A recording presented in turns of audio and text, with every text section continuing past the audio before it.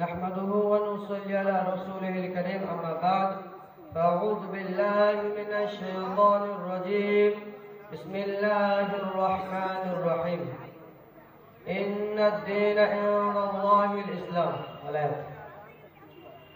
সমস্ত প্রশংসা সমস্ত গণগান গণকীর্তন আরাধনা প্রার্থনা সেই মহান পাক রব্বুল আলামিনের জন্য যিনার অশেষ করুণায় আমরা এই আঞ্জমানে আসার বসা কিছু বলার কিছু শ্রবণ করার তৌফিক দান করেছেন, তাই সকলে বলে থাকি আলহামদুলিল্লাহ। তারপরে পরে ধর্মের গুরু কর্মের সেরা আকা নামতার তাজরি মদিনা মুহাম্মদ মুস্তাফা সাল্লাল্লাহু আলাইহি ওয়াসাল্লামের প্রতি লাখো কোটি দুরূদ সালাম বর্ষিত হোক, আমিন। আল্লাহুম্মা সাল্লি আলা মুহাম্মাদ।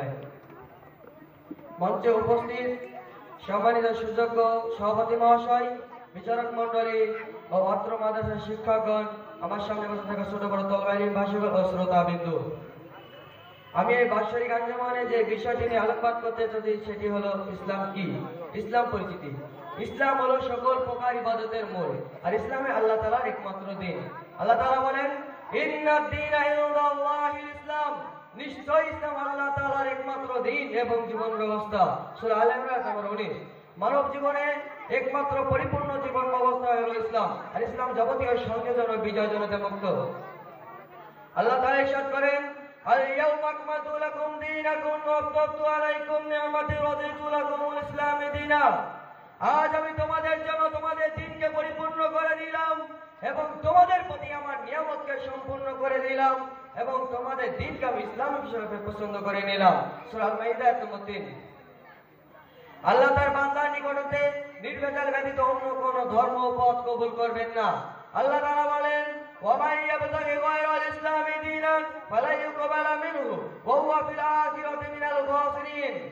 আর যে ব্যক্তি ইসলাম ছাড়া অন্য কোন ধর্ম জীবন বিধান তালাশ করবে তা কখনোই কবুল করা হবে না এবং সে আখিরাতে ক্ষতিগ্রস্তদের মধ্যে অন্তর্ভুক্ত হবে। সূরা আল ইমরান 85।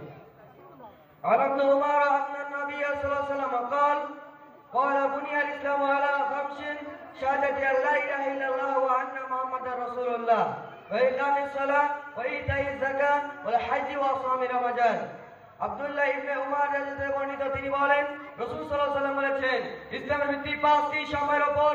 নাম্বার 1, সাক্ষ্য প্রদান করা আল্লাহ ব্যতীত অন্য কোনো সত্যকার মাবুদ নেই, আর সাক্ষ্য প্রদান করা মুহাম্মদ সাল্লাল্লাহু আলাইহি ওয়াসাল্লাম আল্লাহর রাসূল। নাম্বার 2, সালাত কায়েম করা। 3, যাকাত প্রদান করা। 4, রমজান মাসে সিয়াম পালন করা এবং 5, হজ পালন করা। সহিহ বুখারী। মূলত এটা ইসলামের পরিচয়। তারপরে রাসূল সাল্লাল্লাহু আলাইহি ওয়াসাল্লামকে জিজ্ঞাসা করা হলো যে আমাকে ইসলাম পরিচয় বলে দিন।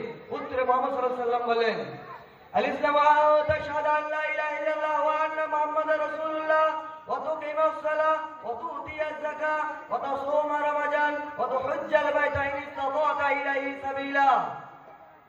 ইসলাম হলো সাক্ষ্য প্রদান করা যে আল্লাহ এক, আল্লাহ অদ্বিতীয়, আল্লাহ ব্যতীত অন্য কোনো সত্যকার মাবুদ নেই, আরো সাক্ষ্য প্রদান করা যে মুহাম্মদ সাল্লাল্লাহু আলাইহি ওয়াসাল্লাম আল্লাহর রাসূল। সালাত কায়েম করা, যাকাত প্রদান করা, রমজান মাসে সিয়াম পালন করা এবং সামর্থ্যবানদের বাইতুল্লাহ হজ সম্পাদন করা। সহিহ মুসলিম। আল্লাহ তাআলা এবং রাসূল সাল্লাল্লাহু আলাইহি ওয়াসাল্লাম অনুগত। আমরা ইসলাম পরিচিতি জানার পরে আমাদের প্রশ্ন জাগতে পারে যে আমরা ইসলামিক কার্যাবলী কিভাবে সম্পাদন করব। উত্তরে আল্লাহ তাআলা বলেন ইয়া আইয়ুহাল্লাযীনা আমানু আতিউল্লাহ ওয়া আতিউর রাসূল ওয়া লা তুবতিলু আমালাকুম। ওহে যারা ঈমান এনেছো, তোমরা আল্লাহ তাআলা অনুগত করো এবং রাসূল সাল্লাল্লাহু আলাইহি ওয়াসাল্লাম অনুসরণ করো এবং তোমাদের আমল সমূহকে বিনষ্ট করো না। সূরা মুহাম্মদ 33। অর্থাৎ আল্লাহ তাআলার অনুগত ছেড়ে দিয়ে রাসূল সাল্লাল্লাহু আলাইহি ওয়াসাল্লামের অনুসরণকে বর্জন করে তোমরা তোমাদের আমল সমূহকে বিনষ্ট করো না। অতএব যে ব্যক্তি মুমিন হওয়ার দাবি রাখে, ইখলাসের সাথে আল্লাহর কিতাব রাসূল সাল্লাল্লাহু আলাইহি ওয়াসাল্লামের সহিহ হাদিস সমূহ তার জন্য অনুসরণ করা ফরজ। কেননা কোন ইমাম পীর মুরব্বিদের মন গড়া কথা অনুসরণ করলে একটা মানুষ কখনোই পরিপূর্ণ জীবনদার হতে পারবে না। আল্লাহ তাআলা বলেন আতিউল্লাহ ওয়া রাসূল ইন কুনতুম মুমিনিন। যদি তোমরা ঈমানদার হয়ে থাকো, যদি তোমরা ঈমানদার হয়ে থাকো তাহলে আল্লাহ তাআলার অনুগত করো এবং রাসূল সাল্লাল্লাহু আলাইহি ওয়াসাল্লাম অনুসরণ করো। সূরা আল-আনফাল 8। এই আয়াতে বলা হয়েছে যে আল্লাহ তাআলা অনুগত করা এবং রাসূল সাল্লাল্লাহু আলাইহি ওয়াসাল্লাম অনুসরণ করাই হলো ঈমান। আর অন্য এতে বলা হয়েছে যে আল্লাহ তাআলার অনুগতকে ছেড়ে দাও এবং রাসূল সাল্লাল্লাহু আলাইহি অনুসরণকে বর্জন করা হলো প্রকাশ্য কুফরি। তাই পরিশেষে এটাই কামনা করি যে আমার সকল মুসলমান ভাইকে যেন ইসলামকে জেনে বুঝে মানার তৌফিক দান করুন, আমিন। এবং আল্লাহর অনুগত এবং রাসূল সাল্লাল্লাহু আলাইহি অনুসরণ করার তৌফিক দান করুন, আমিন। ওয়া আখিরু দাওয়ানা আলহামদুলিল্লাহি রাব্বিল আলামিন। আসসালামু আলাইকুম ওয়া রাহমাতুল্লাহি ওয়া বারাকাতুহু।